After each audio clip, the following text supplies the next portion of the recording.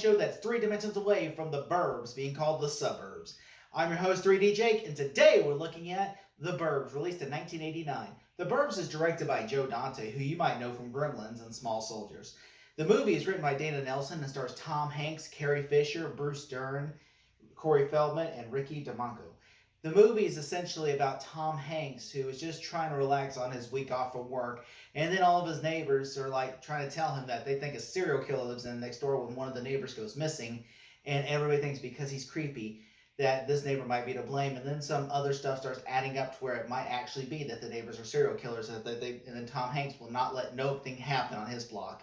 He will not let, and so Tom Hanks kind of falls into the schemery, and then also starts believing that they're serial killers, and to where one thing leads to another and hijinks ensues.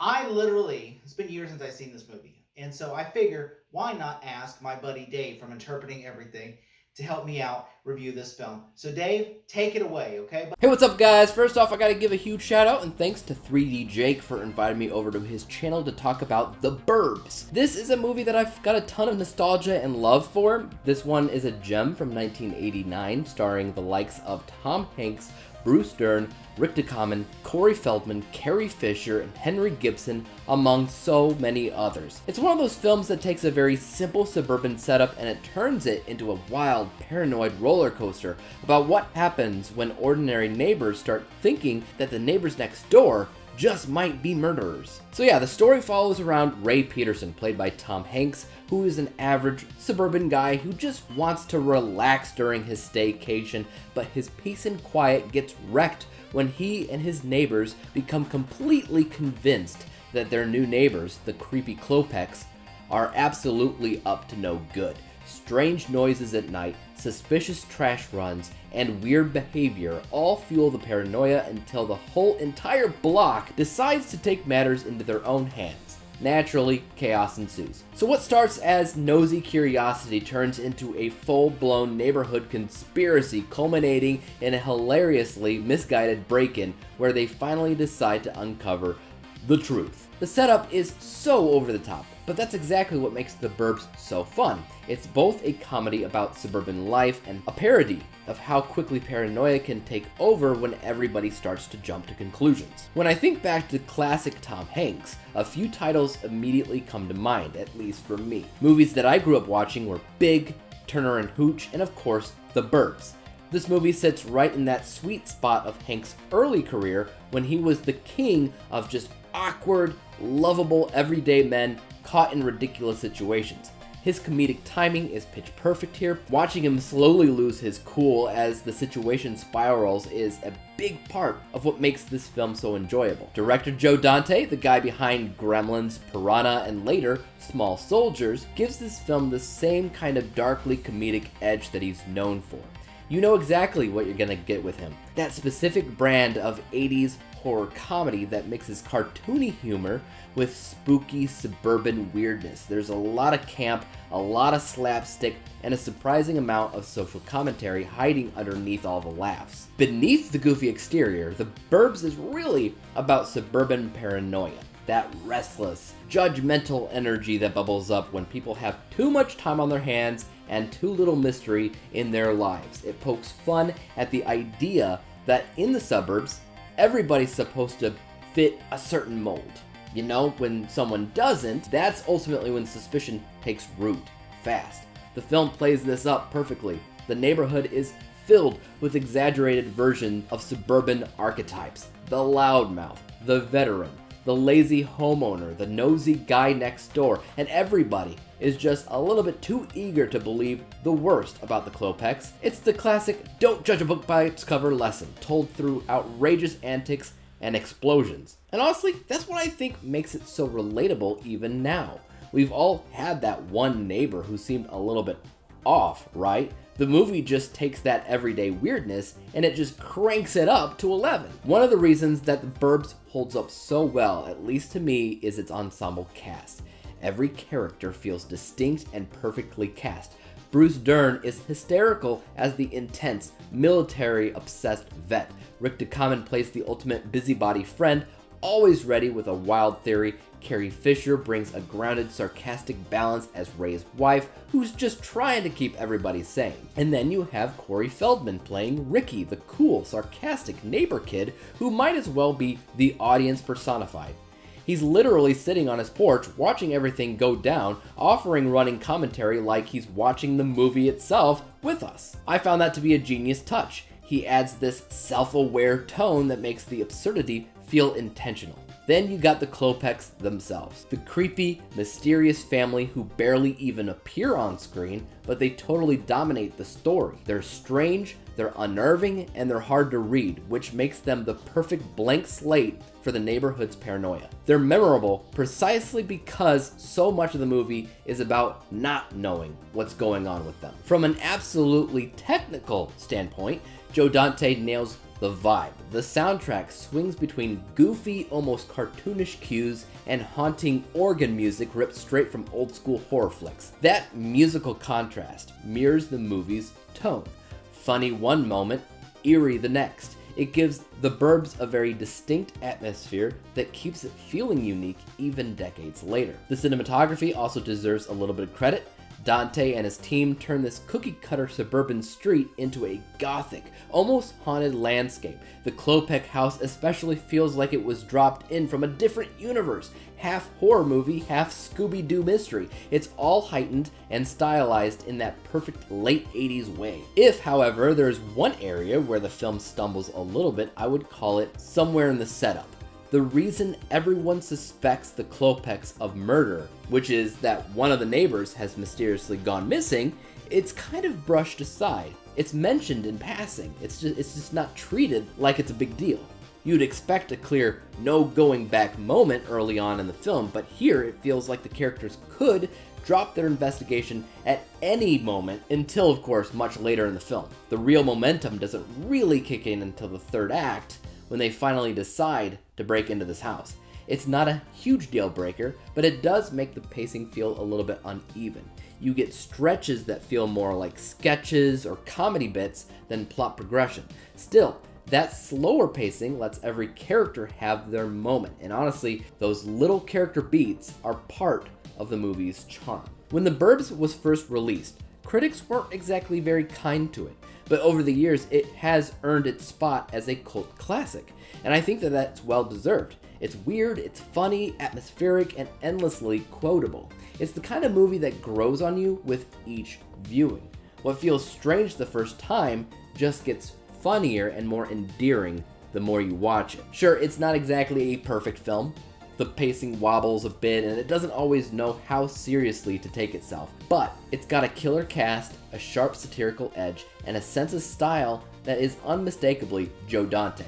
For me, this is peak late 80s Tom Hanks, and a movie that perfectly captures that era's blend of comedy and horror. So let's talk about my final score for a moment. I gave it 87 out of 100 possible stars. That's an A- on my letter grading spreadsheet. A true suburban classic that's worth revisiting again and again. Remember, my first score for this film was somewhere in the 60th percentile, and revisiting it today, it bumped all the way up to 87 because that's the kind of movie it is. It deserves to be rewatched, it deserves to turn into a cult classic, which it has over the years, and for a good reason. But anyways, Jake, I'll let you finish out your thoughts on this film, and until next time, peace out. Thank you, Dave, once again for helping out. I really appreciate it. It's really awesome that you did this with me. I'm appreciative. I'm grateful. Thank you so much, you talented son of a bitch. All right, now, I really truly think that this movie, when I first watched it years ago, I remember liking it. Then I watched it later, remember not liking it. So when I was like, all right, Dave was like, me and Dave were like talking about it. Dave's like, oh man, this movie's fun. It's like Fright Night. And I'm like, Fright Night, I feel like it's more serious, more like Rear Window. But he's like, no, it's like The Burbs is more like, it's like fun film, you know? And I'm like, I don't know. But I really, when I rewatched this movie, and I remember telling him, I think I had issues with it where I was like, it feels like it wants to be a comedy, then it wants to be a serious movie. And Dave's like, yeah, that's the point. So then I'm thinking, I started rewatching, I was like, I can see it, what he's going for. It's like, the movie's more of a comedy, but with like horror elements in it. And I would say Gremlins. It's the best example. It's the first Gremlins movie, where it's like they're just like having fun with the movie and not trying to take it seriously. And like I feel like that's what it is. or maybe Gremlins 2, not really Gremlins 1. Gremlins is kind of like a mixture of both. This movie's more Gremlins 2, like where it's like they're just having fun, they don't care. And I think this is what it is. Like Tom Hanks is just having fun, just relaxing, trying to have a week off and everything, and then of course hijinks ensures. And I really like the fact there was a couple scenes in the movie that I thought was really great. Like I love at the end when he's just digging like in because he goes to find his neighbor in the movie. Like he literally they find the toupee and they're like Walter had a toupee and everything. And they're like, oh, he said no one kills a neighbor on my block. And then of course, like they go and they dig up in like the furnace room, and they dig up. He says, "I felt metal pipe." It's a gas line, and like gas, and then that blows up, and Tom Hanks walks, and he has like a Looney Tunes style explosions, and so he's all of a sudden like falls down, and he's like, "I got blown up, I got blown up," and he's like, "Just take me to," he said, "you know," and then like he yells at his neighbor, who's like, "You know why? We're not the normal ones. They're normal." He's like, and the whole message of the movie is don't judge somebody, judge a book by its cover. Even though that movie that message kind of goes away at the end because they turns out they are serial killers. So I'm like, and I told Dave, me and Dave kind of talked about this, and I was like, I feel like it would have been better if they weren't serial killers, and it just makes Tom Hanks look like an asshole. You know, like it just makes him like, oh, you're the problem, not them. And I think that right there would have been much funnier. You know, because I do like though that the whole idea is like this is the funnest neighborhood ever.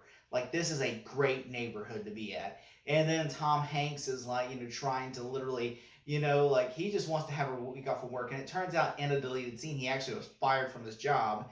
And that's why he's in a rut so much because he doesn't have no future. He's like, my job is gone. And he just lies to everybody and says, oh, I'm a week off work. And at the end, he tells Carrie Fisher, oh, I'm actually fired from my job. I don't have a job. She goes, I know. You know, and so, but they kind of cut that because they felt like it just made Tom Hanks more sad and pathetic because it's like, okay, this guy has no job. He blew up his neighbor's house and he's going to prison.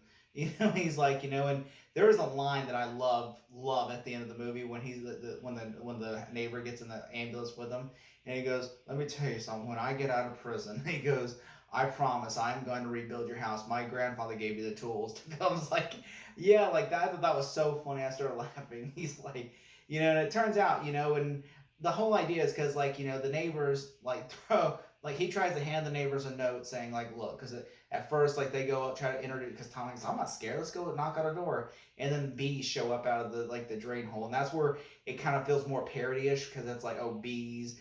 And then, of course, like, you know, there's other stuff in the movie, like, you know, where, like, you know, they start, like, imagine they're in a cult and stuff. And at one point, they find a bone, and they're like, whoa!